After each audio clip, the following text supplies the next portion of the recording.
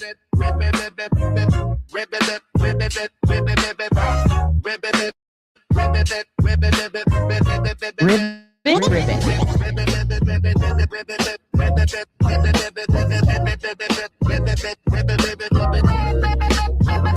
gets hotter than hot and cold?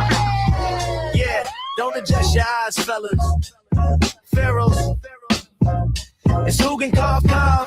Yes, I'm in a frog suit. No, you cannot pull this off. Let's get it down. Okay, let's go. To the park, green fleece on my back.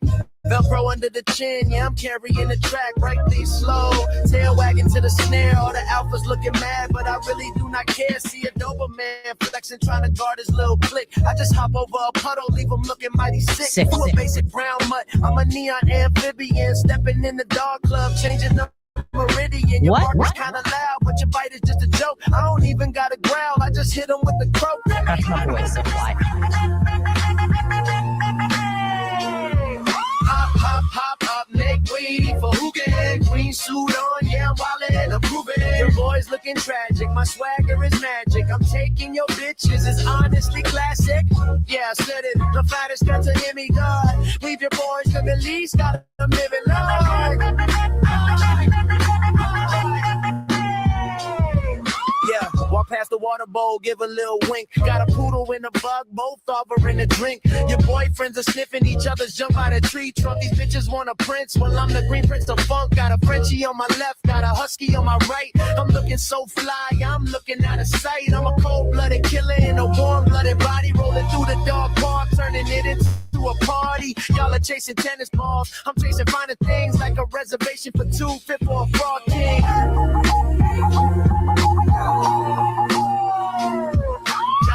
Pop, make way for Hugin. Green suit on, yeah, I'm wildin', I'm proving. Your boy's looking tragic, my swagger is magic. I'm taking your bitches, it's honestly classic. Yeah, shut it, the fattest fits in them, y'all. Leave the boys on the leash, got it living large.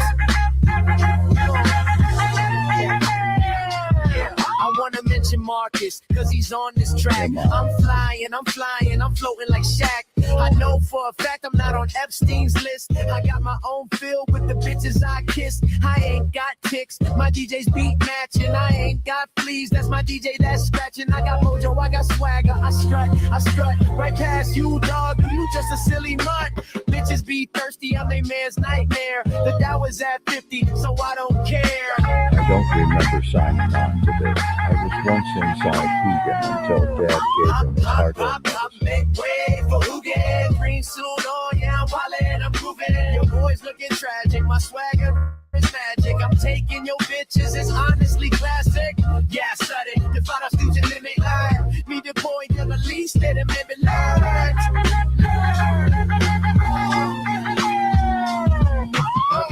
Yeah. Shout out to Dad in the Pharaoh chat. Ernie, Birdie, Mitty, Claudia, Tiff, Darlene. Wish I could fit everyone into this song.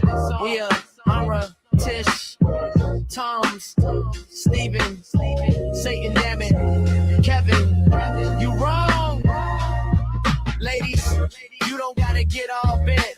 Cougar's more fresh than 50 Cent. You might not think he's cool, you might not think he's nifty, but Hugin don't count. Cause Down Jones at 50, we out. He said it, we out.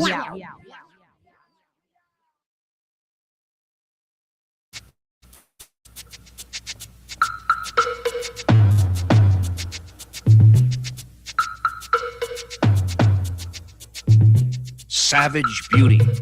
Look at that powerful body. Strength, grace, magnificent form. How does one's in the chat, if you stand in front of the mirror every morning before doing your lurks and squirms and practicing your funeral, and you say this to yourself, you say, look at this magnificent beast. Look at how majestic I am. Look at my body. Look at how it moves. Wow, I can climb things. Look at all my strength. This is my aggressive stance. Today, I'm going to make this stance at someone in a parking lot. I'm going to be threatening with my body. Please put a 1 in the chat if you've ever been threatening with your body. Thank you.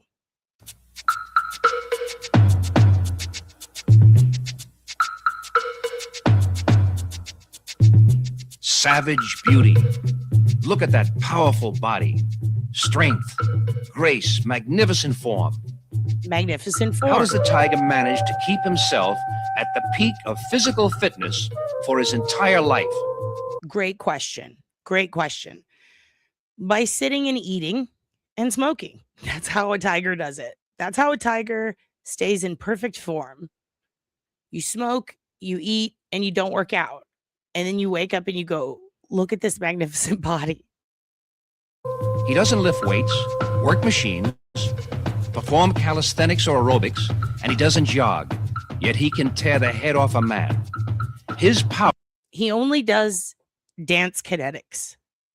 And yet he can tear the head off of a man.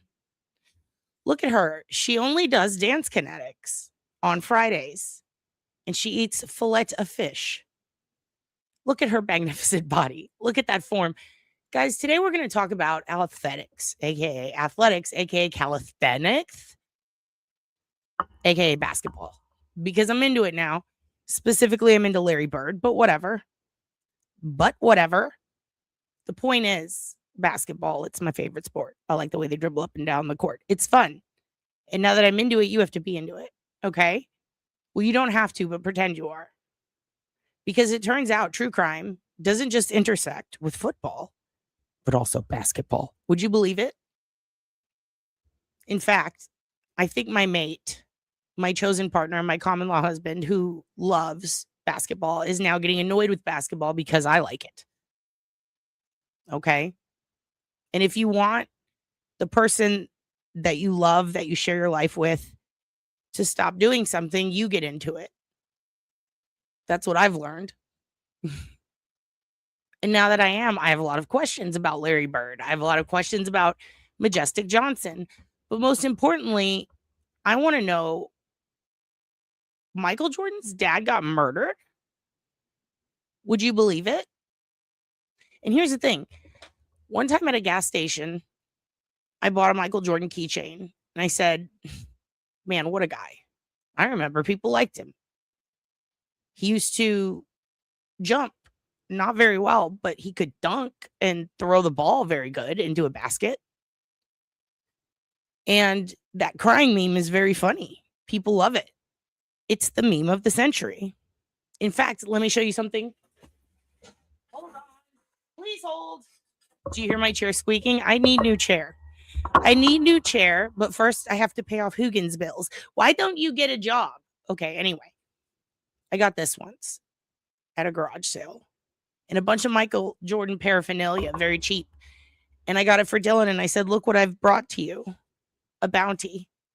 A cheap bounty of basketball-inspired goods.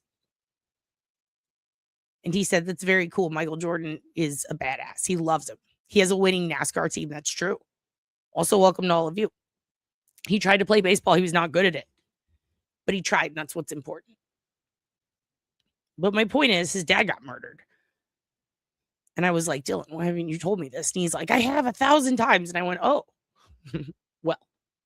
And so I looked into it. It's a very crazy story. And then that took me down another wormhole or rabbit hole or whatever kind of hole. It took me in a hole. I'm in a hole. And then I found out about a kid named J-Mac. And it made me cry a lot, but happy tears. And I said, wow, this little autistic wonderkin is a badass. And I feel like if you don't know who J-Mac is, you need to. Because, wow, what a story. And you know how I really love coaches? Well, there was a coach fight. I think I talked about it yesterday or the day before, but there was a coach fight during the Final Four. And tonight, there were 2 Final Four games. Michigan slaughtered Arizona. Murdered the shit out of them. Like by 20 or 30 points. It was insane. Didn't see that one coming. And then, of course, UConn whooped the shit out of Illinois. It was brutal.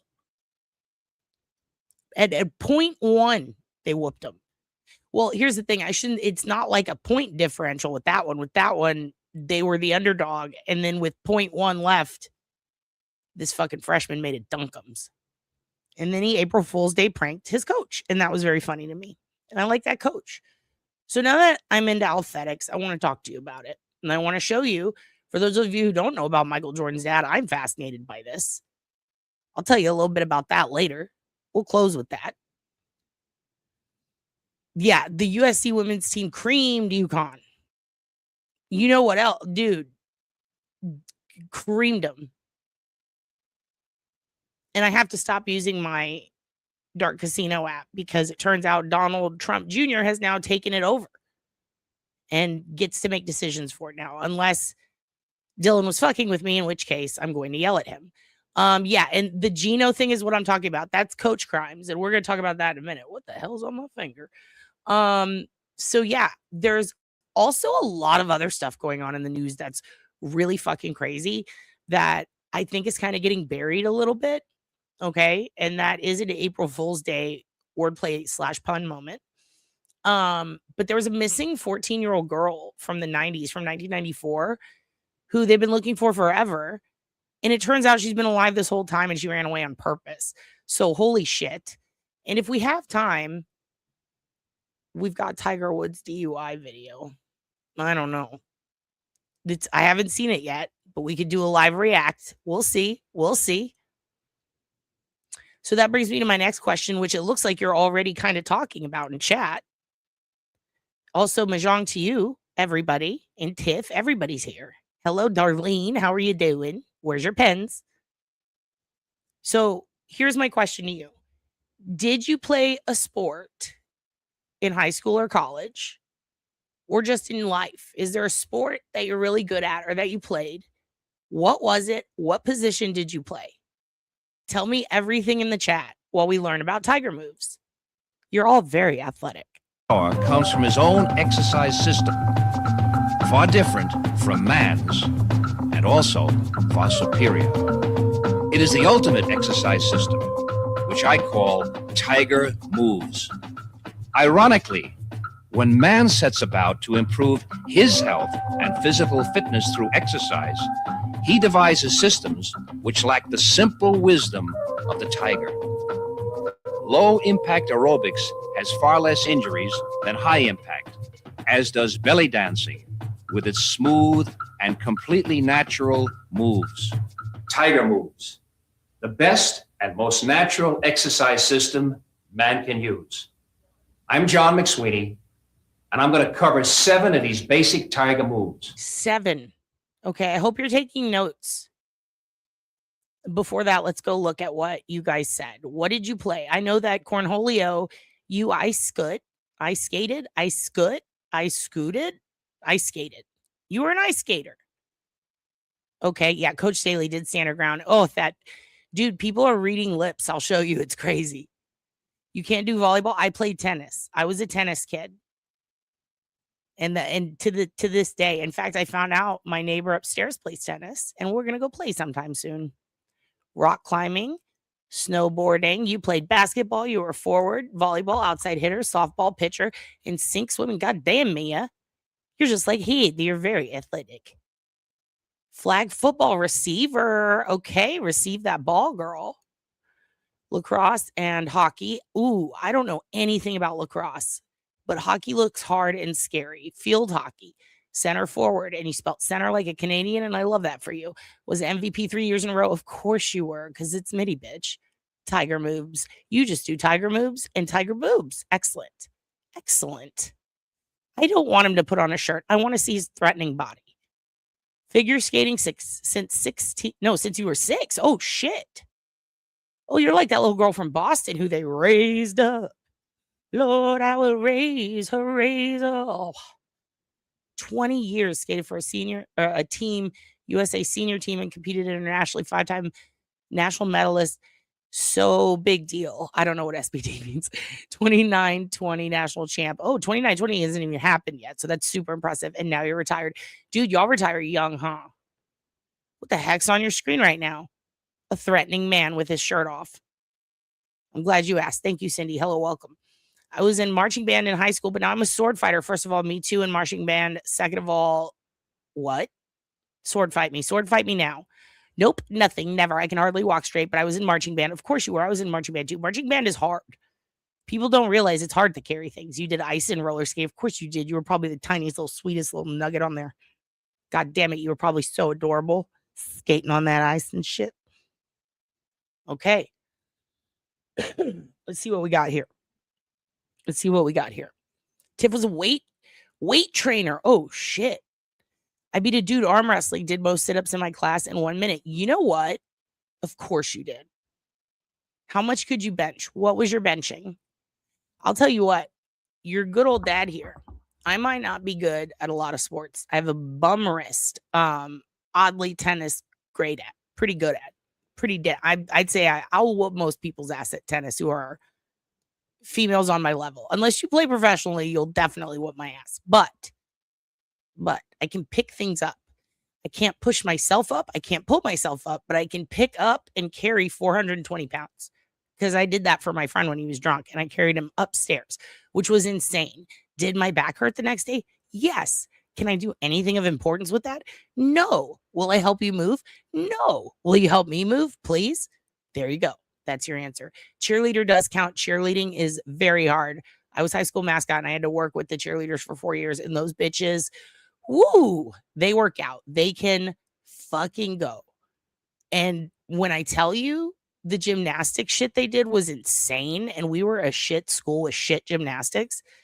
When you go to the competitions and see these bitches flying through the air and flipping, and they always have a gay dude holding some chick's crotch while she's standing straight up in the air, and then she picks her leg up and everyone goes, ooh. And I'm like, damn, you're going to go to school on that.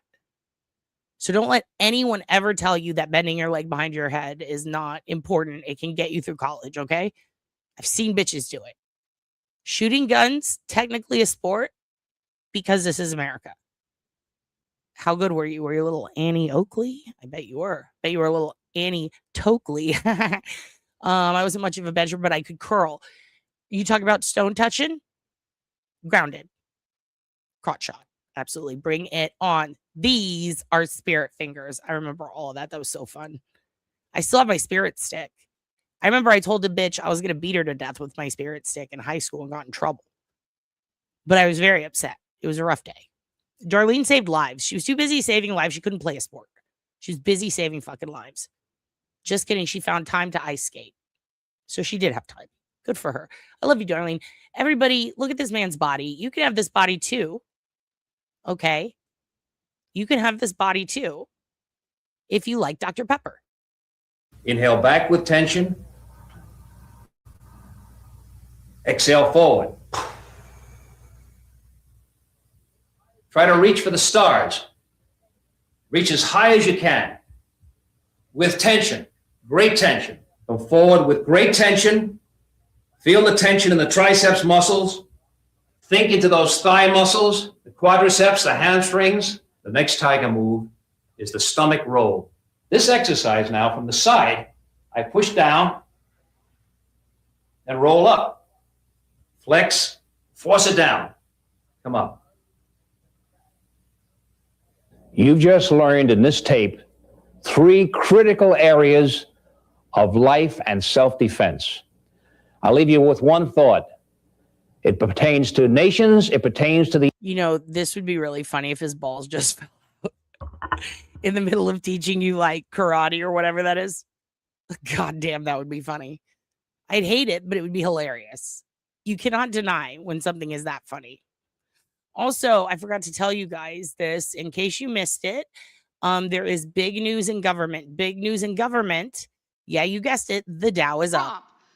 The Dow right now is over. The Dow is over $50,000. I don't know if you know this, but the Dow is over 50.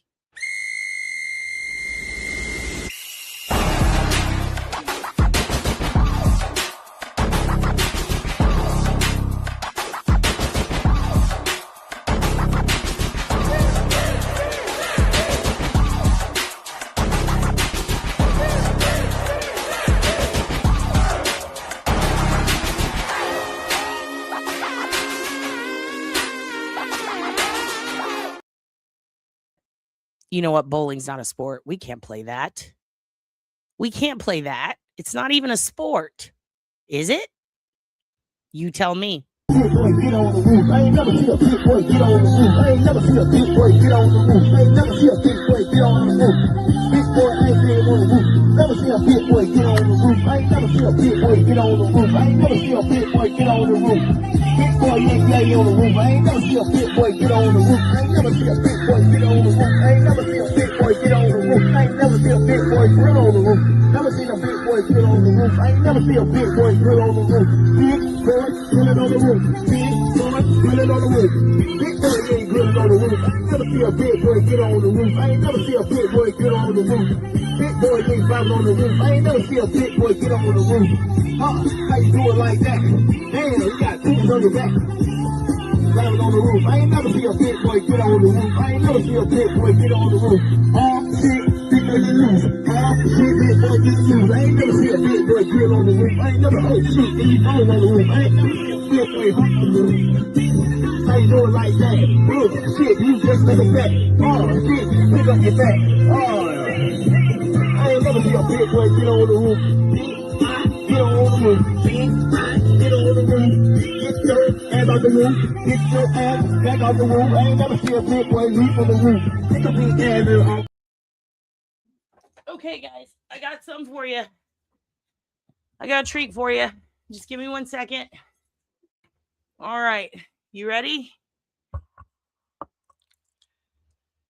Say something, Hoogan. Tell them hello. Tell them that you miss them. You do. Oh, God. Tell them that you miss them. Say hi. Oh, he's pissed. He's pissed. Why are you looking to air? Because Mama put medicines on you? Oh, God. He's mad I put medicines, but he sends his best. He's furious. Can I get you in a good mood by rubbing your chesties? Will you say hi to everyone now? Say hi to everybody. I know you're shy. It's okay. It's okay to be shy. Look, you see your friends? Is that why you're smiling? Because you see John Cena? You need to know. He is a ghost. Look at all your friends. Look at them. Look at McSweeney. He was just naked earlier. Say hi to everybody. He has to have medicines on his paw. Yeah, I has to have medicines on my paw, and I has to take probiotics for my anal glands. And then Mama gave me my heartworm medicines. And I'm a good boy. And I'm just having a good day. And he just wants to say mahjong to you. And he wants to thank you guys for helping him. Because whether you know it or not, his medicines were very expensive this month. And you guys helped pay for that. So thank you very much. And I will give you for that a big Yolanda. He's not in the mood. He doesn't want to think about Yolanda Saldivar right now. He's staring at McSweeney. Is your foot pains gone? Say, I stepped on a pecan. I can't stay out of trouble. You new kitty? Yeah. Oh, somebody's tired. Oh, you guys got a yawn. It is nap time for this baby. He wants to go take a nap.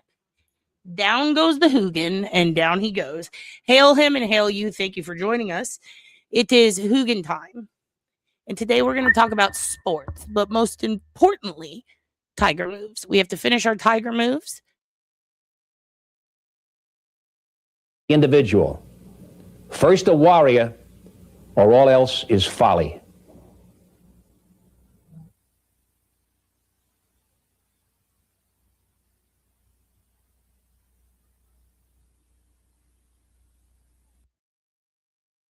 Heavenly Father, we thank you tonight for all your blessings. You said in all things give thanks.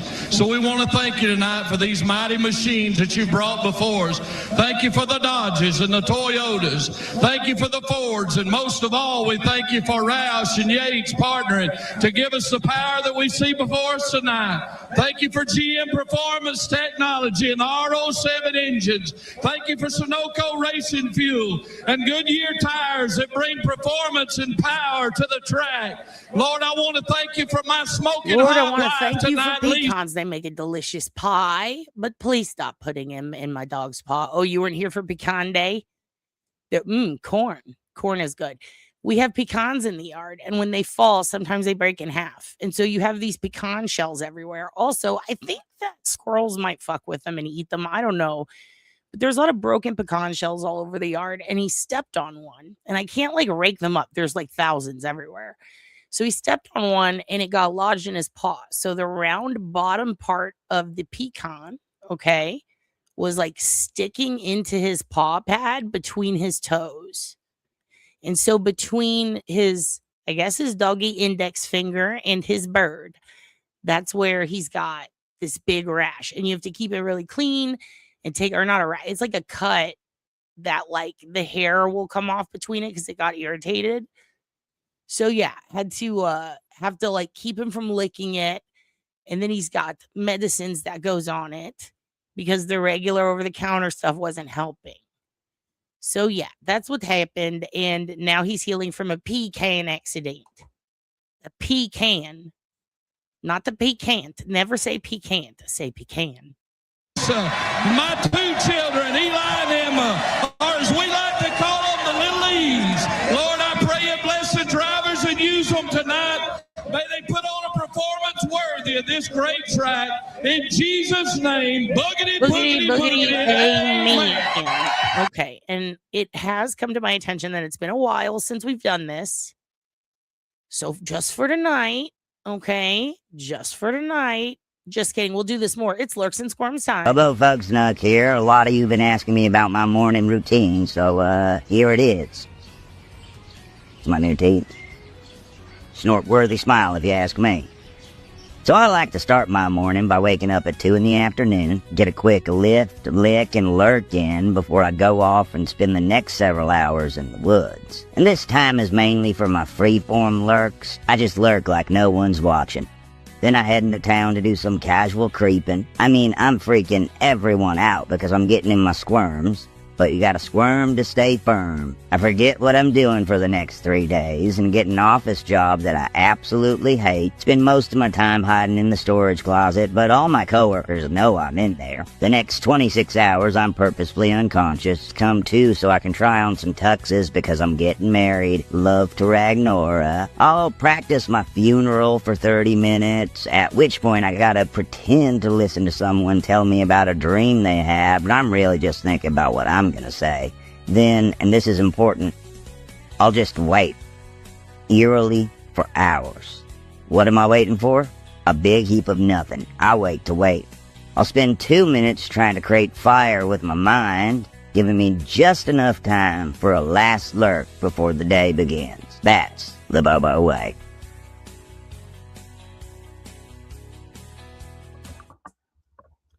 Yes, that is the Bobo way. Okay, so let's get into the shit now, all right? We have a lot to talk about. I told you there was a little girl.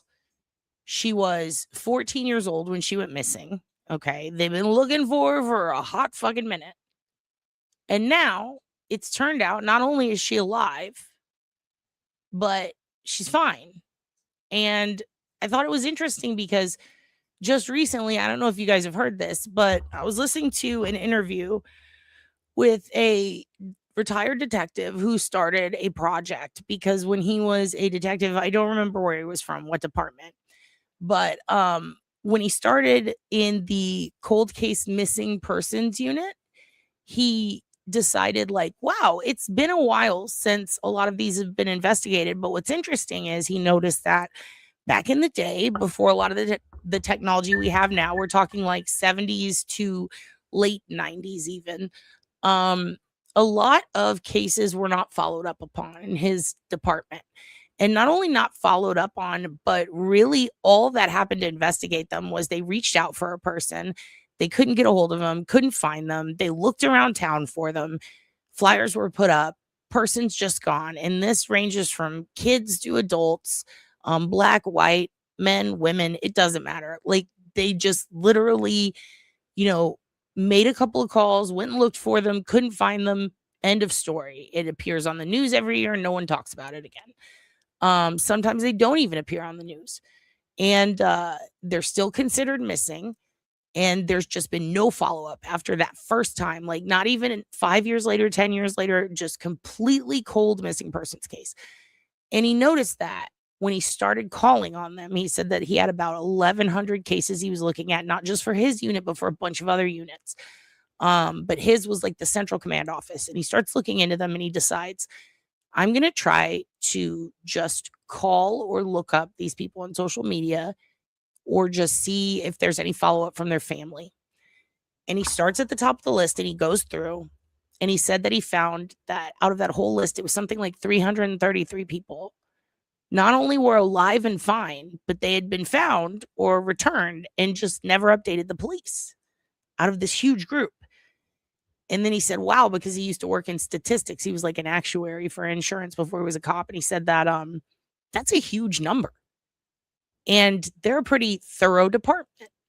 So then he got to thinking and he said, well, I wonder what the numbers are like throughout the country. Because this is a problem. You know, this is a lot of fucking people. So he starts looking into the statistics and starts mapping it, kind of like how Catch Lisk does. But he follows up on cases that are not necessarily in the news or, you know, some that are, but, you know, unless you're watching that exact day, you might not see it. Some that are not on websites.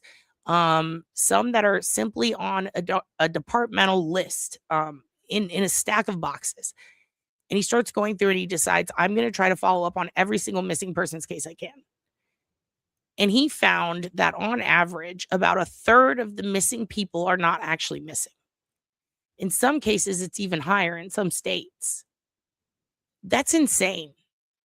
On average, allegedly, according to his statistics, a third of the missing people aren't actually missing. They're fine. Or they didn't know they were missing. Or they thought it had been updated. Or the family found them and then just didn't tell the police. That's insane. But then I thought about it and I thought about how, you know, when I was looking into some Michigan cases of a cluster of missing women, there were about, let's say 24 in this cluster across 7 counties. 3 of those women had returned, but their missing persons case, or they were alive. And 2 of them returned, 1 moved and didn't want to be found. But 3, like, that's insane. And the fucked up part is they're still considered missing. They still see themselves on the news. They still know that they are considered a missing person. Some of them don't actually care. They prefer it that way. And that's kind of odd. So this story is very interesting to me because it reminds me that even though someone might be considered missing, there's always a point or, you know, there's always a good reason to look into it. Because if they're alive and you can clear it off the list, right? You don't have to put resources to it, but you also don't have to worry about it. At the same time, like, this is good news. And it makes the clearance rates go up for detectives. So it's not a bad thing. It's a really good thing to follow up on and to find out. I think it's interesting that this girl was gone for so long, though. Like, so long. And of course, I love Jesse Weber. And his hair is the best. And I paused him on this face because I thought it was funny. I really did. I said, wow, Jesse, this is your best face. Let's pause it there so we can show everyone how cool your face is. And then we'll just have a fun little laugh. And let's see what Jesse has to tell us about this missing girl. 15th, 1994, 13-year-old Christina Marie Plant left her home in Star Valley, Arizona. It's a small town northeast of Phoenix. She was headed on foot to a stable where a horse was kept, and that was the last time anyone saw her. Her disappearance was described as suspicious, and she was considered endangered. Missing person flyers flooded the area, describing Christina as having blue eyes and dark blonde hair. Last seen wearing a white T-shirt, multicolored shorts, and black tennis shoes. Search teams scoured the area, and her case was entered into the National Missing Child databases, with flyers spread all statewide across the country. Years passed, decades passed. Investigators continued to re-examine the evidence to pursue new leads, and still nothing. Until this week, after 32 years, a breakthrough. You see, the Gila County Sheriff's Office announces that Christina Marie Plant has been found and is alive. Now, investigators say they've confirmed her identity and credit the breakthrough to their cold case unit and evolving technology. But here's where the case takes another turn. Authorities didn't say where Christina was found or what happened to her. Tonight, that's going to change. My next guest was the cold case unit captain who made contact with Christina. Says Christina said she ran away all those years ago with the help of a family member. Jamie Garrett is a captain of criminal investigations for Gila County in the cold. And I think it's interesting because I read a statistic, which is the word of the day, statistic. Don't be one or be one. Who cares? It's just charting. What's wrong with that? You got a problem against charts? Look, there was a statistic when I was in school that said also, hello, happy holidays. Welcome, welcome, welcome. Nice to see you. And Baby Boys and Barry and Praxis, all these new people here. Hello, hello. I see Ernie. I see Turd. I see Tiff. I see everybody. Yay, Darlene. Okay. I see me. I see Betty. Who else is in here? Everybody's here. Good. Statistics. Okay. Statistically speaking, if a child goes missing for a long period of time, they are more likely than not to be with a family member, which I think is a fair assessment. It makes sense, and I believe it. Remember the little girl who hid out with her mom for 14 years? And then there was another one recently for a decade or more in Mexico. And it was a girl from here in Austin. And her mother had ostracized her from the family and told her that the dad was after them. And she was a missing person for a long time. Sabrina.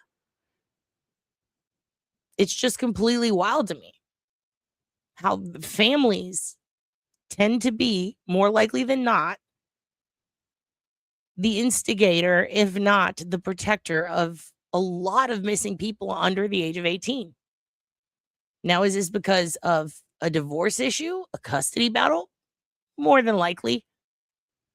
But there have been instances where cousins, sisters, brothers run away or are taken. We continue. Case unit joins us now exclusively. Thank you for taking the time. How'd you find her? Basically, we put new technology to work. Back then in 1994, we didn't have the technology that we have today. We had new law enforcement databases that basically are only unique to law enforcement these days. We didn't have the technology back then, cell phones, anything like that. So no social media platforms back then. In the original case file that I looked over, she had handwritten notes to friends. That was their form of social media back then. So one of the things you do when you first review a cold case to see if you're able to apply any of these new techniques is basically you read through the old investigative profile to see if you can apply any of the techniques. And we looked and we're like, well, they never found a body. So never found any remains, anything like that. So we wanted to apply some of these new techniques to see if we could find somebody that matched her description. And it worked. And my understanding is you speak to her on the phone. What did she say? What happened during that conversation? Well, basically, I wasn't, because with the long time that had passed, obviously she had changed her name because she got married. And so I wasn't sure if I had the correct person. When I called, I had to leave a message, basically. So she called me back, and I introduced myself. I basically said, I'm hoping that you're my missing person. And I said, this is what I have. I believe you're the missing person. Jesus Christ, Tiff. I thought so too when I first watched it. I was like, wait a minute. She became the sheriff. That's so crazy. You did too. Because I was not paying attention the first time I watched it. And I went away to go to the bathroom and I came back and I was like, whoa. No, she did not. different. Did you ever live in Arizona, specifically Star Valley? Right. And I started mentioning some of the details, and she basically confirmed on the phone that, yes, I am her. And what was the why? What was the why? Why'd she run away? Well, I guess she wasn't happy with where she was living and who she was living with, and she ran away. And I was dumbfounded. I was like, oh my gosh, okay, so you ran away. And how wild is that? That so many of these cases, the police are like, they're probably just a runaway. They'll come back.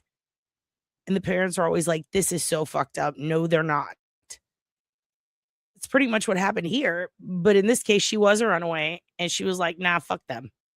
I told her, I said, we were under the impression that somebody kidnapped you. It was deemed a criminal offense. I guess the question is, how does a 13-year-old run away and seemingly stay hidden for so long? Well, I guess she had the help of other family members that she must have had some type of communication with. I mean, because I had asked her that question. I'm like, well, how did you leave? And she's like, well, what do you mean? I walked out the front door. And I'm like, well, that's not what I meant. Right. I meant, how did you leave Arizona? So she was not willing to want to go there. She didn't really want to tell me the details. So she didn't even tell you what was the problem that made her want to leave? No, not really. She said that was a long time ago. That was an old life. She's now, since, like you said, she's 44 years old. She's in her adult life. She has her family now. That's not something she even thinks about. So, do you know if there's other family members looking for her that want a resolution? That's kind of crazy too. Just like, no, I'm good. Hey, we thought you were murdered. Oh shit. Really? No, I'm fine. Okay, but we thought you were murdered. Yeah, I mean, that's your bad, isn't it? Damn, girl. Damn, chill. It must have been pretty bad. I hope she's okay. If it wasn't bad and she's just an asshole, I feel bad for her family.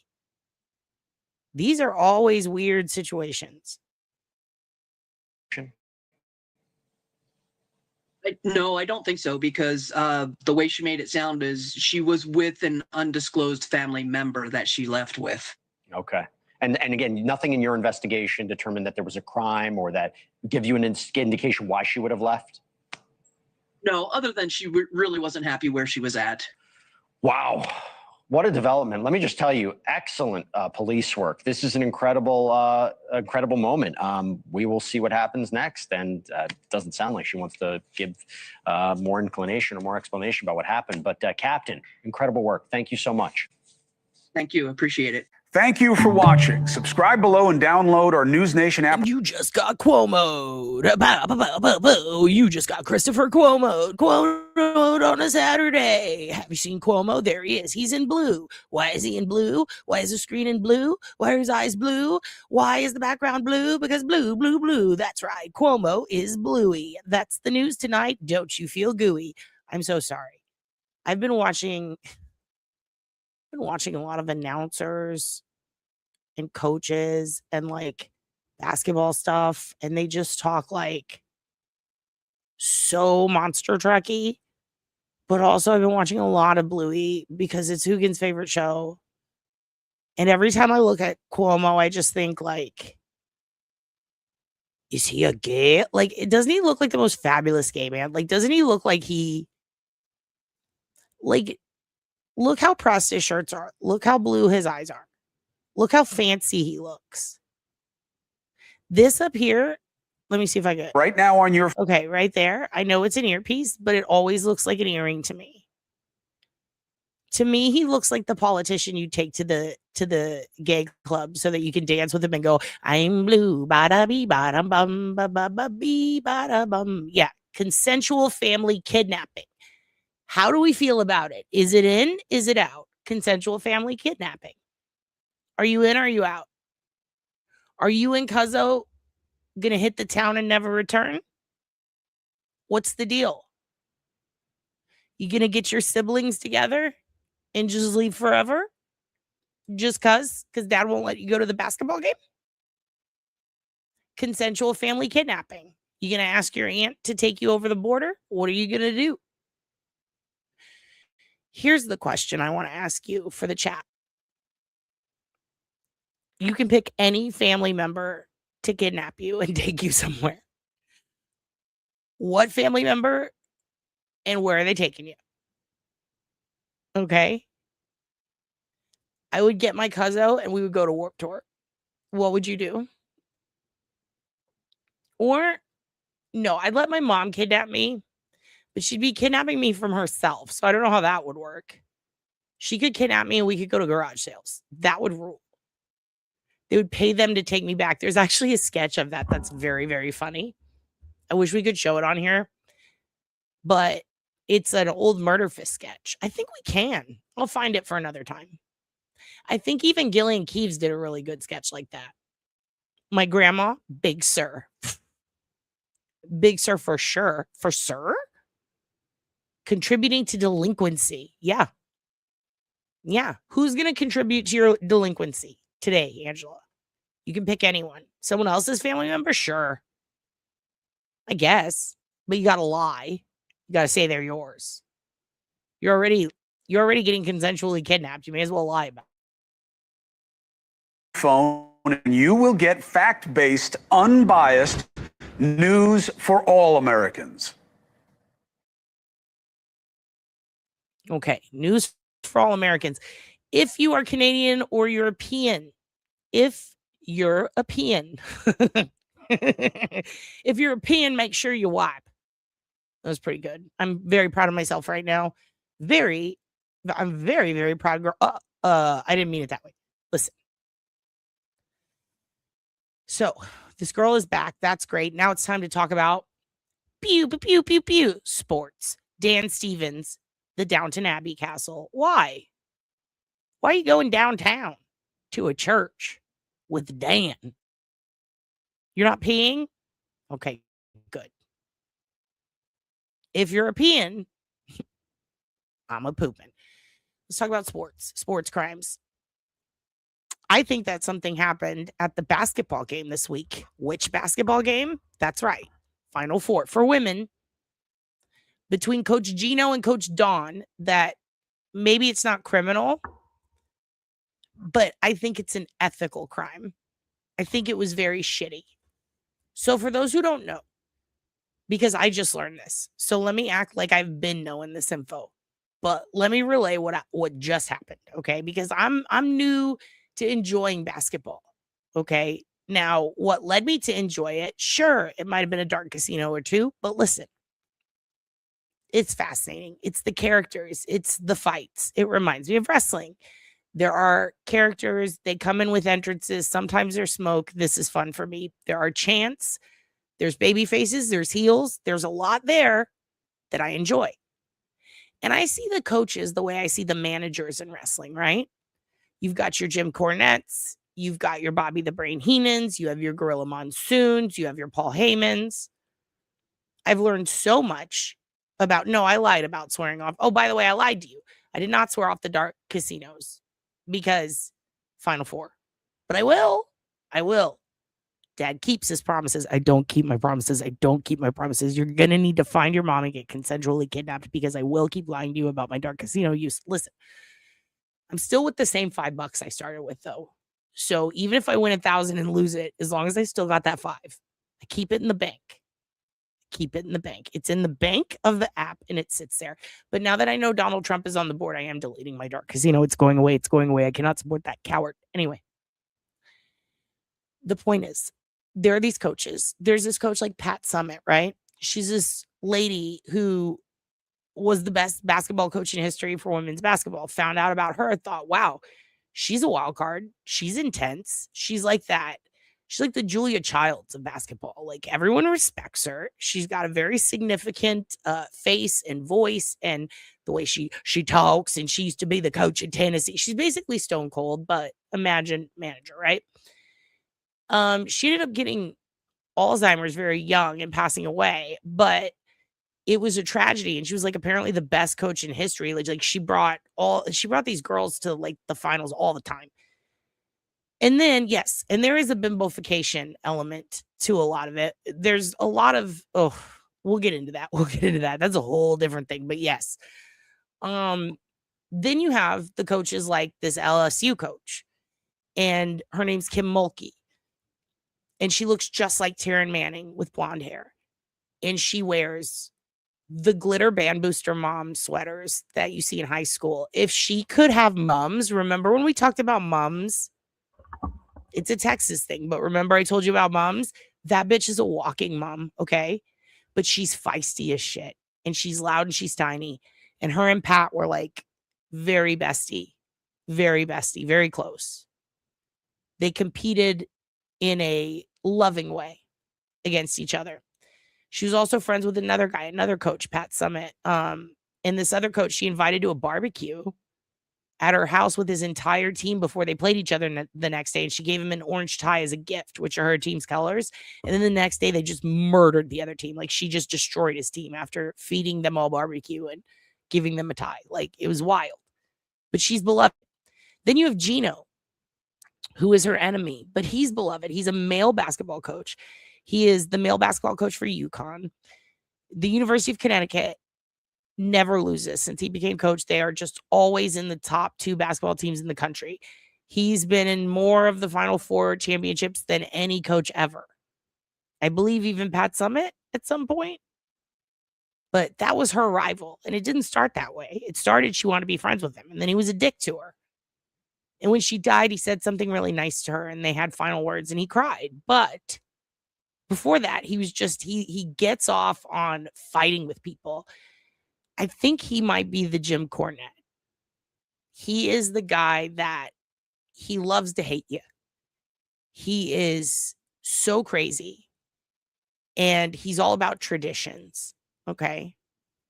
And this coach, apparently, he's nowhere near the other coach, the coach from UConn on the men's team. That guy, apparently he goes to the football or the basketball arenas and he does sage before a game, and then he has to say a prayer in every part, and then he has to like hide something in the stadium. He has a ritual he does every game, and he's the one I love because he pushed his head against the ref's head and was like, yeah, you gonna call it? And I love that. I thought it was feisty as fuck. So, and yes, I see mums are feisty as shit. They are.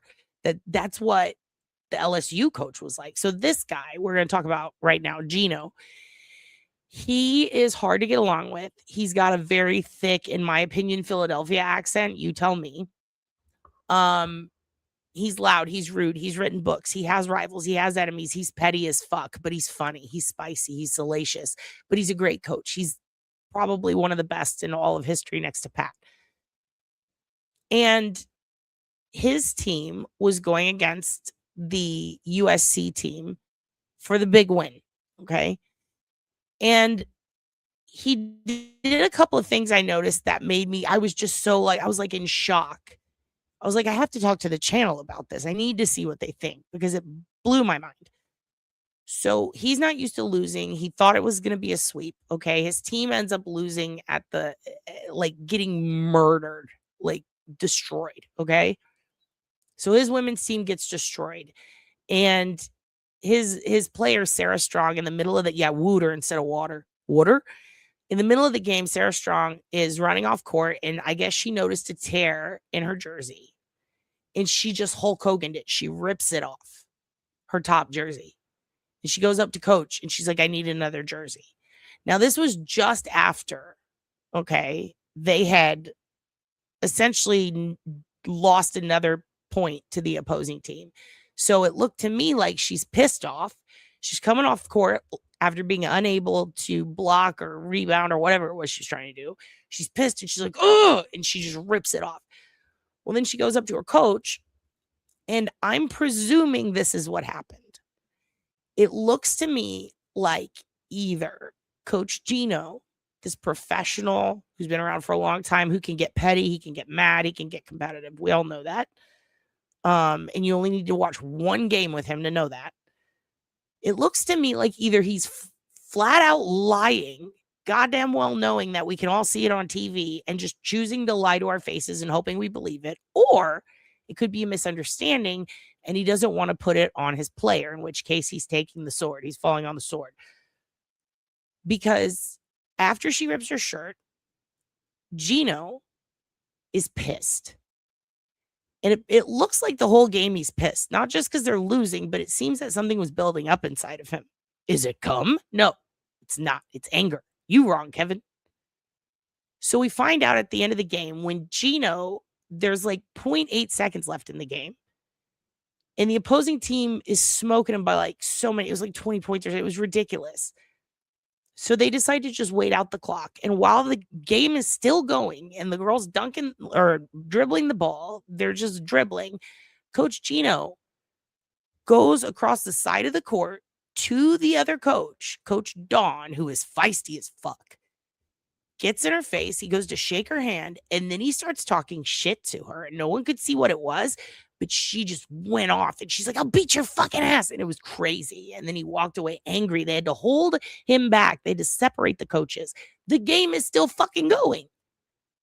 So not only did the seniors who just lost, and for them it's a huge loss, have to see their coach acting like a dick and getting yelled at, but then you see the other coach or the other team that's supposed to be celebrating their win, and they're looking over like, what's going on? So the final seconds of what could have been the best game of one team's life and what was probably the worst game of another is spent looking at these coaches fighting. And that's been the talk of the town. So Gino, in an interview, as this is all, or pretty much right after it's going down, well, after that happened, after he's yelling, he just walks off the court. The game, again, just leaves. Game ends. And he doesn't go shake the other team's hand. And you find out that what happened was he went up to her, Coach Dawn, and said, I waited at half court for you for 3 minutes earlier. You're supposed to meet me at the center court, and we're supposed to shake hands. It's tradition. And she's like, I don't know what the fuck you're talking about. I'll beat your fucking ass. That's allegedly what had happened. That's what he said happened. Now, she also said the same thing. He basically confirmed it and then was like, I said what I said. It is what it is. And he maintains that happened. But he also says that the ref was doing a shit job, that they weren't calling any of the fouls and stuff that was happening to his team. And then he said that he's got a kid with a ripped shirt because someone from the other team ripped his player's shirt, ripped her jersey. And then he says, you ought to hear what that other coach says about the refs, and no one's doing anything. So he's talking shit in the middle of the game. He's lying and saying that the other team ripped his fucking player's jersey when we just watched her do it to herself. And then he says the coach never shook his hand. And I watched them shake hands. Everybody watched. So we got the best coach crashing the fuck out, lying when we saw everything. And I found it insane. And it made me go, wow. Basketball is my favorite sport. I like it when the coaches fight on the court. Check this shit out. This is wild. Watch this. Fucking half tired of the Coach playing Gino. at the pregame. Why you doing all that, Gino? After, why don't you do it? I do. I fucking do it. Don't go talking fucking shit on my fucking name. Oh, don't do that. Don't do that. Shit, sorry. And then Gino says something, I don't know what. I fucking ain't, boy. Raven Johnson with a high five, like, go get him, coach. I will beat Gino's ass. Let it go. Oh my God. Do we not love lip readers? I love lip readers. Thank you for that. Let's go back and see how this happened. Now, when I tell you Coach John got in his face, she was ready, but they had to hold him back. This is so crazy to me. He's not the best. He's on paper best coach. In person, holy shit. Holy shit. Meanwhile, Texas lost horribly. And our coach is such a sweet little old man. He just hugged the shit out of his players who were crying. His favorite senior who was crying. He's like, I'm so sorry this happened to you, honey. Coach Gino is picking fights and then running away. This is crazy. For those of you who watch basketball and have been into it for a long time, tell me, is this normal? Because between this and the coach of UConn women's team or men's team putting his forehead to the ref's forehead, and then everything I've heard about goddamn Larry Bird, I think I love basketball. Fucking half tired of the playing at the pregame. Why you doing all that, Gino? After, why don't you do it? I do. I fucking do it. Don't go talking fucking shit on my fucking name. Oh, don't do that. Don't do that. Shit, sorry. And then Gino says something, I don't know what.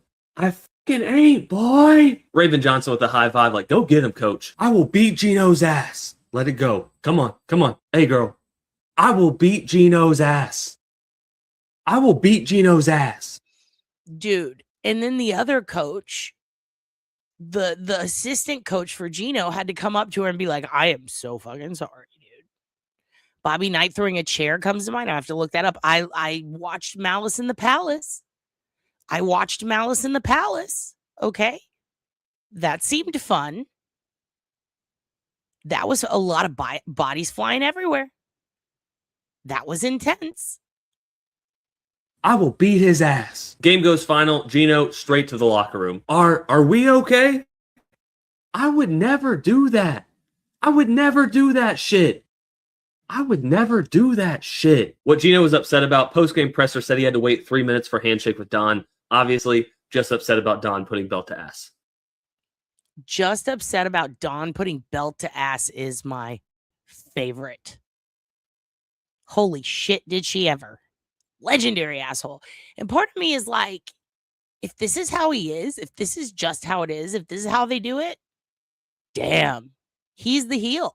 Don's the baby face. He's just being a heel right now. I'm being catlit.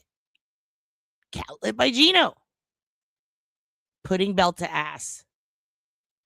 Putting belt to ass. God damn. Coach, a kind of wild turn of events. Here's what he has to say. Jersey is split right down the middle. I saw you speaking to the refs about it. What message did you try to convey? Right. There were 6 fouls called that quarter, all of them against us.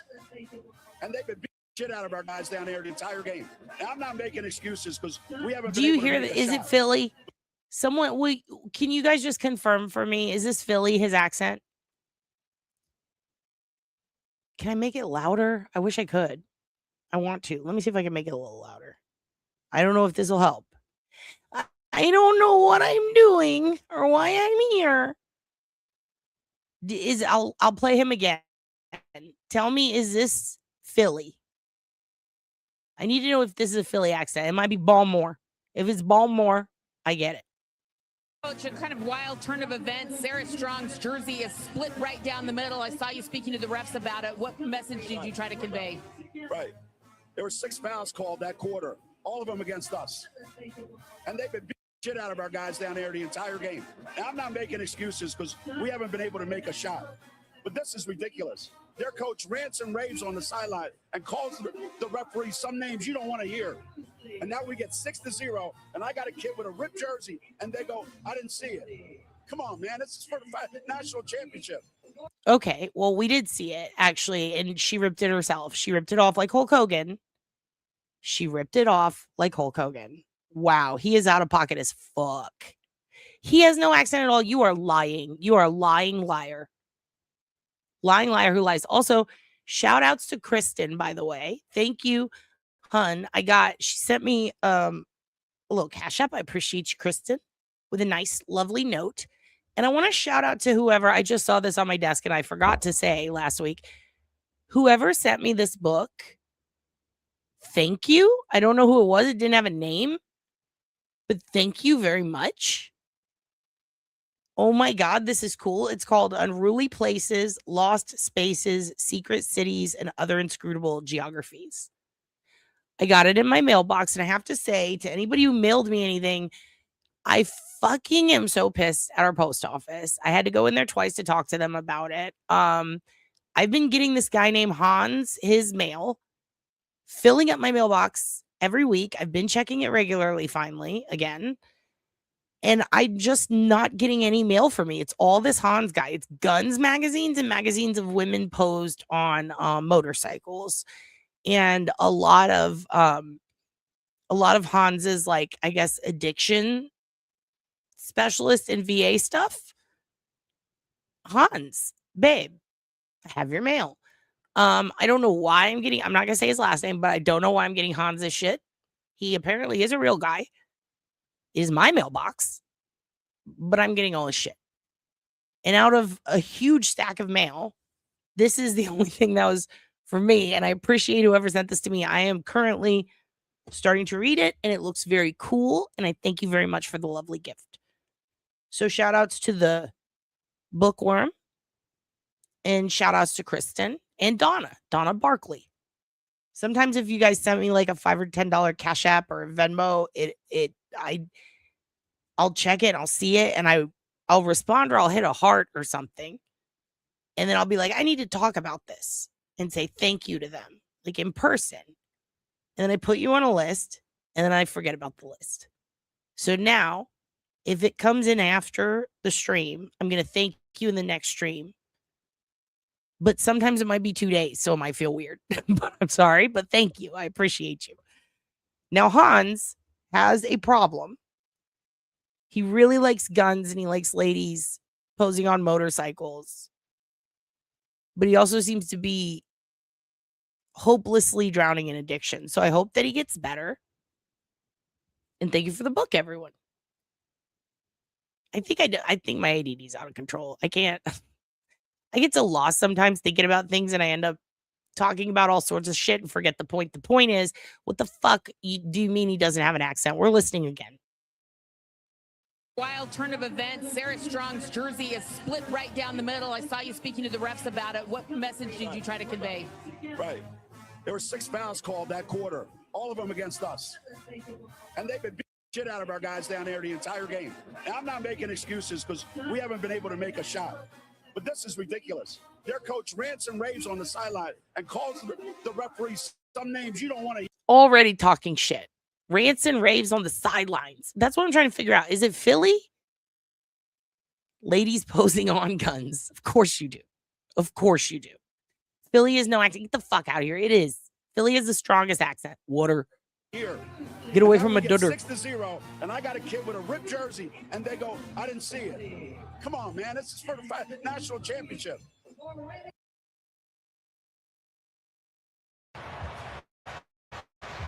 On to the national championship game as we send it over to Tracy. Well, thanks a lot. And let me say,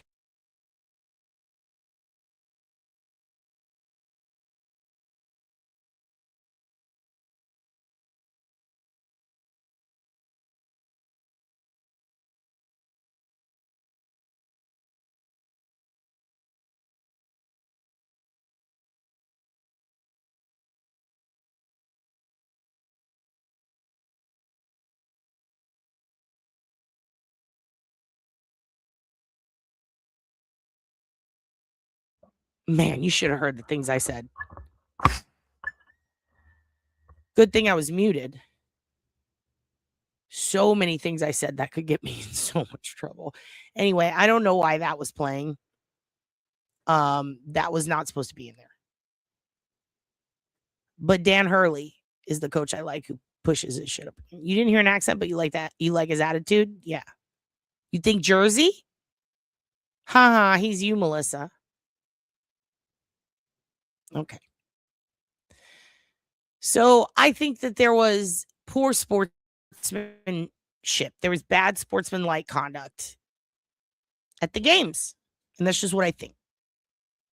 But that's not a crime. And neither is Duncan. Greece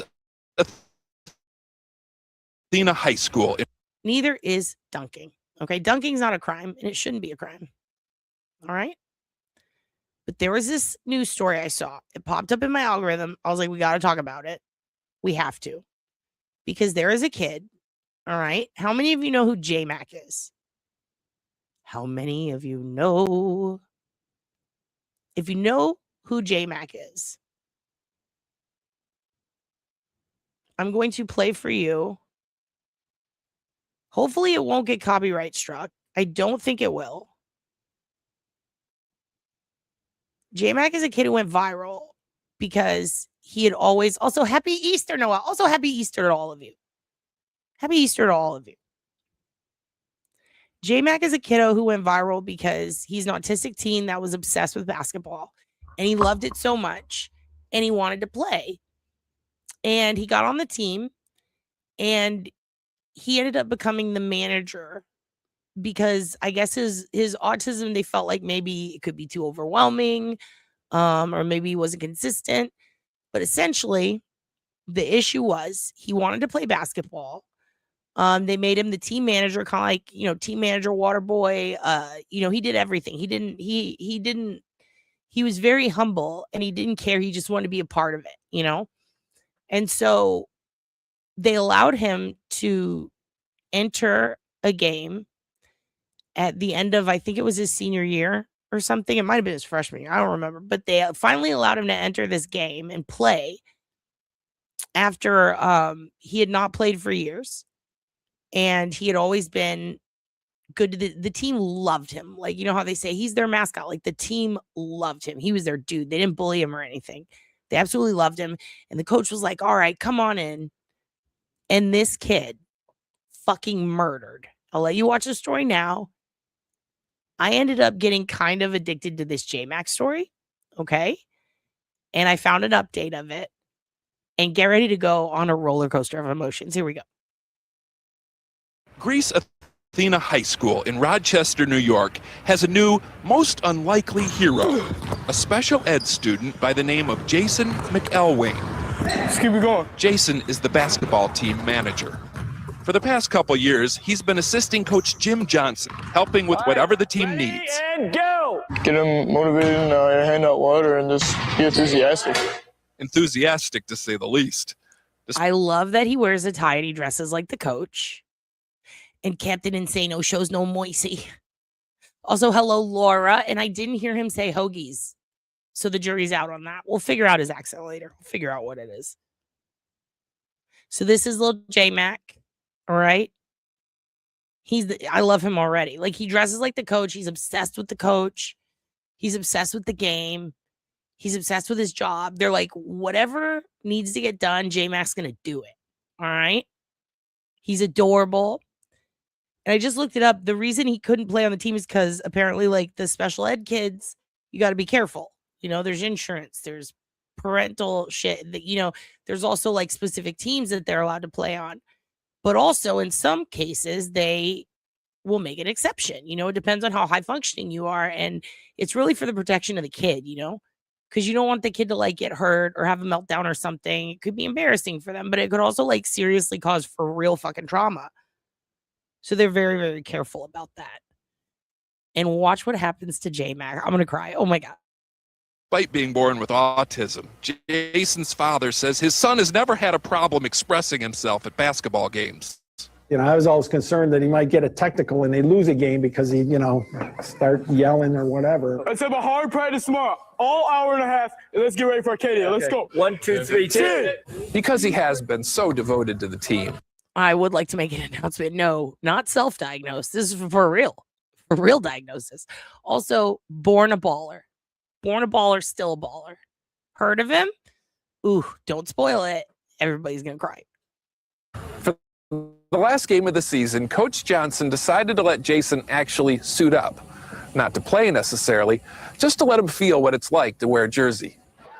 At least that was the plan. But with 4 minutes to go in last week's game, Coach Johnson stood up and pointed to number 52, Jason McElwain. Now, you need to know this is very blurry footage, but in this row right over here, in these rows, this is the student section, and then there's the band up there. They all cut out pictures of his face and stuff later, and they're holding it up for him when he comes back to visit the school, and it makes me cry.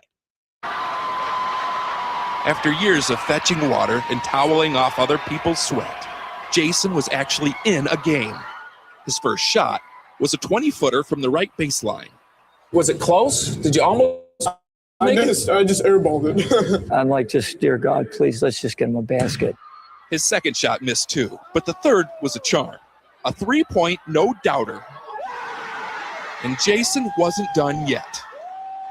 Oh my God. Oh my God. First of all, sick 3-pointer, J-Mac. Let's see it again. Second of all, even the opposing team goes nuts, apparently. We've seen a few angles of this. But oh my God, get ready for that roller coaster of your life. Second shot missed too, but the third was a charm. A 3-point no-doubter. And Jason wasn't done yet. Not by a long shot. If I wasn't there to witness it, I wouldn't have believed it, you know. You caught fire. It just caught fire. I was hot as a pistol. Jason ended up shooting 6 3-pointers, one right after the other. He had 20 points total, and each time a shot went in, his teammates and the crowd went a little crazier. His last basket, right at the buzzer, created total mayhem. Because he is autistic. I could not help but, first of all, start bawling immediately. Getting choked up now.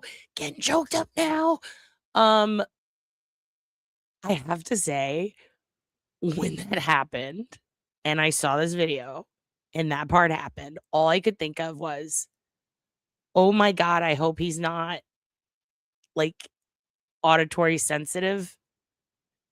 That would be horrible. If you have like sensitivity issues to people freaking the fuck out, and this happens to you because you're both excited and happy, you save the game and you're, turns out, Magic Johnson, Michael Jordan, everyone combined, but also like, quit yelling. Total mayhem. Because he is autistic. Jason says he's used to feeling different, but never this different. Never this wonderful. Steve Hartman, CBS News, Rochester, New York. Oh my God. Sweet boy. Okay, get ready for updates. This is right after. Remind you, you can't do enough of this. And remind you that sports are better than anything else. Jason McElwain proved it again last night. Said his mom, after what you are about to see, I look at autism as the Berlin Wall. He cracked it. Yes, he did. Yes. This is old, but you're going to see an update of what he's doing now. It's, oh my God, it's so good. It's so good. Also, the Berlin Wall, Jesus, what a weird metaphor. I mean, it's good, but it's like, damn. It's Greece Athena High School senior night. Jason McElwain, senior team manager. You see they got his faces up there in the stands. He's the manager. He's never played. They put him in the ball game. Okay, he's a little nervous. He pulls and misses.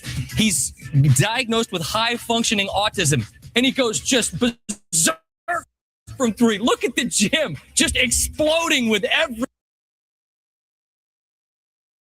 Noelle, you're very welcome. I thought we needed this. And yeah, this is very, very old. Update. He was driving the car for the cornhole guy. Yeah, he was in the back seat, and he's the one who was like, I'm not going to help you bury that body. No, in all seriousness, turns out now he's on Donald Trump's cabinet, and he's going to be taking over for Pam Bondi. Just kidding. Just kidding. But that would rule. I would let him dunk the Epstein files if he just show them to us. Every single 3. How great is this? They're going wild. He has 20 in the final 4. They're not storming the court. They're storming to get to Jason, and they carry him off. A special night. The classmates honoring a special young man. God, that's great. You don't have chick. Damn. Okay, so now it's time, dude, if any of these is going to get copywritten, it's going to be this one. But the channels I pulled from did not get it copywritten or didn't get a copyright strike. So I'm hoping this withstands. It's time for an update. Okay, because when I saw that, I was bawling. But I was like, this is so old. I can't believe I've never seen this. He does look like Matt Damon. How did I not know about this for so long in my life? Wonder what J-Mac's doing now. So, of course, I look it up. We're going to do those. And holy shit. Holy shit, dude. Also, turns out he, like, can't miss. Like, those first 2 dunks were from nerves, like, where he missed it. Apparently, his dad says that he just, all day, he's just so good at basketball. Dude, they could have hosed the opposing teams if they would have used him earlier. Why?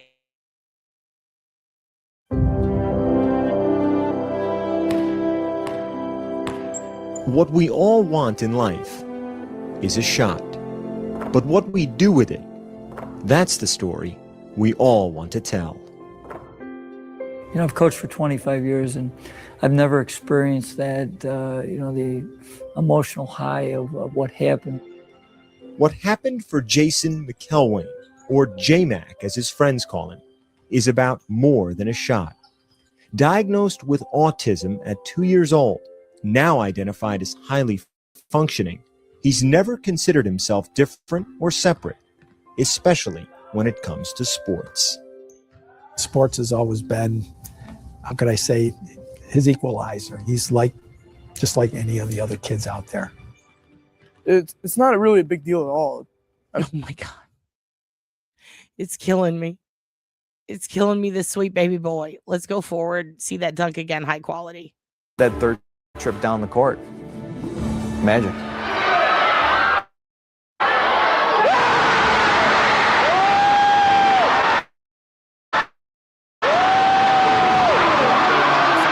Is it?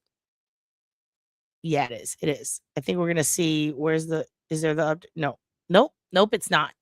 It's not. Moving forward, here we go. This is what he's doing now. My bad, everyone. Here we go. This is 20 years later. There it is. J-Mac reflects on his miracle night. By the way, he's a coach there now. Spoiler alert. He coaches the team still. Oh my God, crying. It was like the scene out of a movie, like Rudy.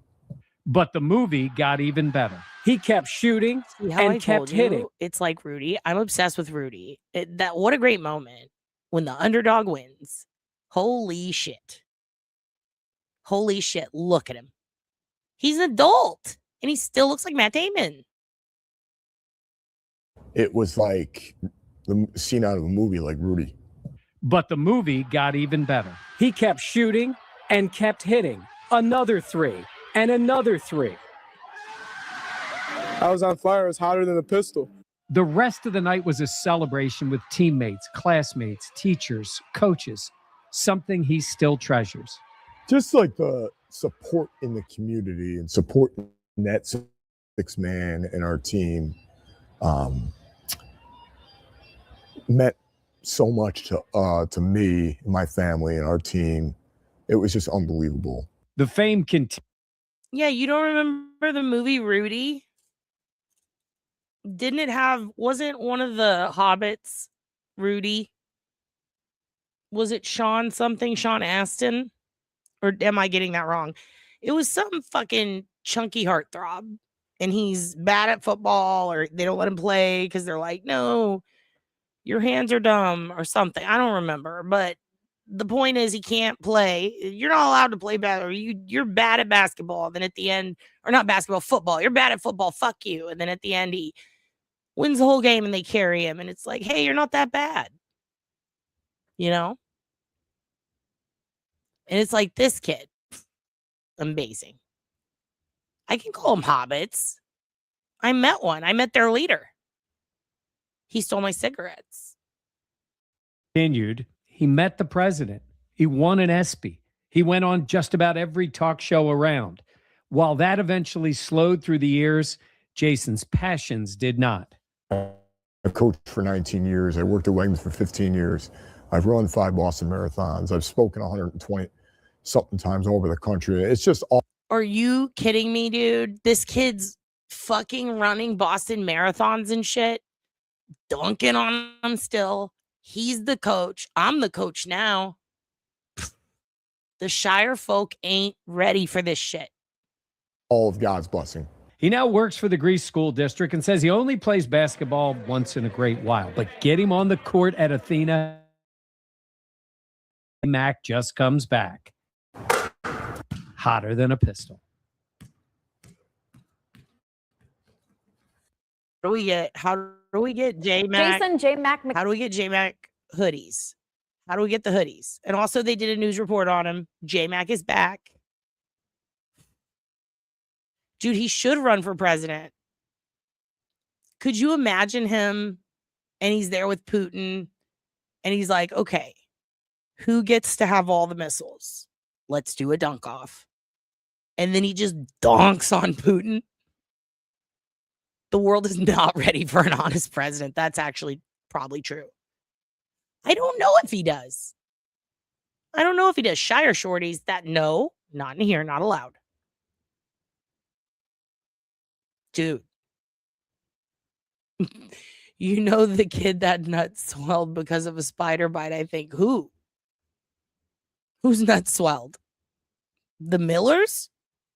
Stephen Miller? I bet Kimmel would let J-Mac come on his show. He probably would. Probably have J-Mac dunk on his aunt. The one he's always pronking. Dude, J-Mac is back. Right when I get into basketball, this is perfect. Wayne continues to recover from serious injuries after a bicycle crash earlier this month. He got out of the hospital this week. New to 5. Patrick, hold on. What? Doing. Patrick? He bikes? He rode a motorcycle and he got injured? I was actually ready to watch this with you guys for the first time. I didn't know. I was like, oh, another update. Let's just toss that in there. I'm glad he's okay. J-Mac, he can overcome anything, you guys. He is our hero. Jack McElwain continues to recover from serious injuries after a bicycle crash earlier this month. He got out of the hospital this week. New tonight at 5. Patrick Mucinak talked to James. This kid's so cool. He visited himself in the hospital to cheer himself up. Also, J-Mac on the show. Yeah, actually, that'd be great if they cancel Matt Damon to have J-Mac on and he comes out. He just looks like him. Hilarious. Yeah, motorcycles are no good, guys. Let's stay off the motorcycles. Can we? Can we all agree? Doing. Patrick? Brett, as bad as the accident turned out, J-Mac is actually in good spirits, taking things day by day. The best part is he's home and looking forward to his future plans. I'm doing a little better every day. There's some pains at certain movements, but I'm okay. Jason McElwain, also known as J-Mac, is finally out of the hospital and has the freedom to do what he wants to do once again. That I'm able to go see people without having to report back to the hospital, or just like freedom to socialize again and see people. On June 13th, J-Mac was on his way to work as a bus monitor for fucking freedom to donk. Also, bus monitor and coach. This kid does it all. Also, being a bus monitor is probably one of the hardest jobs, but you can't talk shit to J-Mac, so that's kind of perfect. Way to keep the kids under control. Central schools when he crashed his bicycle into a car on Long Pond and Ladder Roads. He broke several ribs and suffered a collapsed lung. He says he doesn't remember the accident at all, but is dealing with the experience. Says it puts life into perspective. Don't take any day for granted. Don't take any wake up for granted. Don't take any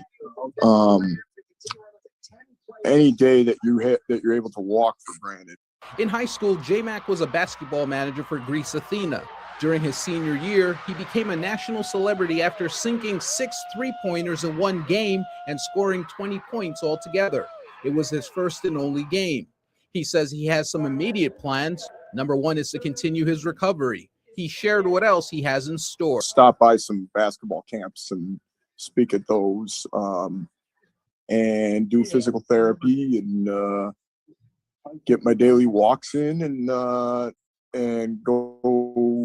And his lurks and his squirms. Also, what a baller. What an absolute baller. I love him. And also, what about J. Rita Lombardi Mac? What about that? To my church, Faith Bible Church. J-Mac wanted to share one last message. Grateful for the Rochester area for all the hospital. J-Mac was encouraged when doctors and nurses would talk to him about basketball and the game that made him famous. Also, he is ageless. He is ageless as hell. Okay, before we get to this, all right, the final thing we will talk about, and then we'll do some sillies that has to do with the theme today, which is basketball. It's my favorite sport. Well, actually, we might not have time for sillies because I do have to go soon. But before we get to the last report, I do need to remind you guys that there's always times in life when you might want to fight someone And if you do, make sure you bring this guy. Drive the fuck up there or you're going to get booted the fuck out of here. Yeah, no, fine. Enough. No, you're not a tough guy. Hurry up. I'll fucking promise you that. Hurry up. He's pretty tough. Not that fucking tough. No, he's not. Not that fucking tough. He's not tough. No, he's pretty tough. He's not tough. Fucking tough. You're not tough. Hey, You're not tough. Let's get going. Get going. Or you can play behind us all and you can take all the fucking time you want. This is golf. fucking You're not embarrassing. tough. This is golf. This is not Yeah, golf. it's not. You can stand there 15 fucking minutes. You That's can't not even. golf. You guys can't even stand and tee your ball up now. Yeah, no, he's teeing it up, man. That's fine. He's not teeing it up. He's standing Do there. we need to get the moron. police out here? No, we don't need police. We're not. Okay, then let's get going here. Let's go. Pick your shit up and get going. This is not fun. We're what? I'm gonna throw him in this fucking lake. Is what's gonna happen. No, fuck you both. This is fucking bullshit. They've been sitting there for fucking 23 minutes. Well, cry about it. Fucking cry about it. I'm going to. Fucking cry about it. I'm gonna fucking You cry about fucking it. pussy. I'm a pussy. Like, fucking cry about it. Buddy, you're gonna get fucking shit to. I don't give a fuck. Like badly. Good. Let's Fucking fucking go, man. Buddy, you don't want to go me. No, I'm not filming this. I'm not stopping. No. You guys need to get off the golf course. Yeah, we will, man. No, now. Like, pack up, go now. Get in the car and go. I don't know what you're doing. You're not scaring anybody. You're just making I yourself. don't fucking care. Hey, man. Come on, man. Hey. Hey. Off to a good start, buddy. I fucking told you. Man, leave him alone. You want another? He You just want one fucking too? came at me. Leave him alone, man. I got it all on record. It's around the goal. I got it all on record. Around the goal. Hey. You want to fucking go, guy? Leave him alone. Hey, leave him alone, man. I wouldn't keep going back, you fucking moron. Hey. Bang! Come on, man. Bang! No, I'm not trying to get in there. Like, just like, fuck me. Enough! Are you still cheering on me? Enough! Get out! Okay, enough. Get out. All right, it's time to end it. It's time to end it on this last story. I told you guys about Michael Jordan's dad, right? For those of you who don't know, which I was one of them, I just learned this shit out. I'll give you a little backstory, and then there was an update semi-recently about what was going on with the murderer. And I'm very glad they got him. I was like, oh, good, they got the guy. And then I saw there was an update on the news about this dude. It blew my mind. Because I was like, oh, apparently he's been in jail. On July 23rd, 1993, James Jordan Sr. was on his way home to Charlotte, North Carolina, and he had just been going to a friend's funeral, and he was exhausted. So he pulled over near Lumberton and fell asleep in his red Lexus. So this is in North Carolina. He pulls over, he falls asleep. What followed would become one of the darkest chapters in sports history. James was shot and killed, and his body was abandoned in a nearby swamp. Basically, he got cornholed like that one guy. Initially, James was simply reported missing. For weeks, the public and the Jordan family were left in a state of pain, uncertainty, anger. They were scared, and there was speculation. There were all kinds of theories. It must be because of who his son is. There's all this stuff. The grim reality was finally confirmed August 3rd, 1993, when his body was discovered. Apparently, NBA was shook, and the fact that he died from a random act of violence was something that a lot of people had a hard time believing. And to this day, there's still conspiracy theories about it, which is insane. The investigation led authorities to Green and Demery, who were arrested and charged with first-degree murders. Evidence directly linked the pair to the crime, including his stolen Lexus and a bunch of Michael Jordan's dad's stuff. Okay? The two men were convicted and sentenced to life in prison. Over the years, his dad's killers, they admitted that they were involved, but Demery maintained that the shooting was not on purpose. Regardless, his dad's dead. Now, I don't know how you go, it was an accident when you took the man's Lexus, murdered him, and dumped him, but nice try, asshole. And this is the update. And then I'm going to see you guys off because I have to go pick up my boyfriend, my common law husband, who also loves basketball. It's his favorite sport. Here we go. Welcome back Back to News 13 at 5:30. An NBA legend, a high-profile murder, and 2 teenagers at the center of this investigation. Authorities found the then 57-year-old shot to death in Lumberton, James, July 23rd of 1993.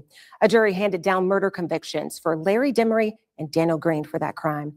Well, I traveled to Southern Correctional Institution in Troy, North Carolina, to speak exclusively to Green. In part 1 of this 2-part series, you'll finally get to hear from Green on his account of what happened and why he feels the court system failed him.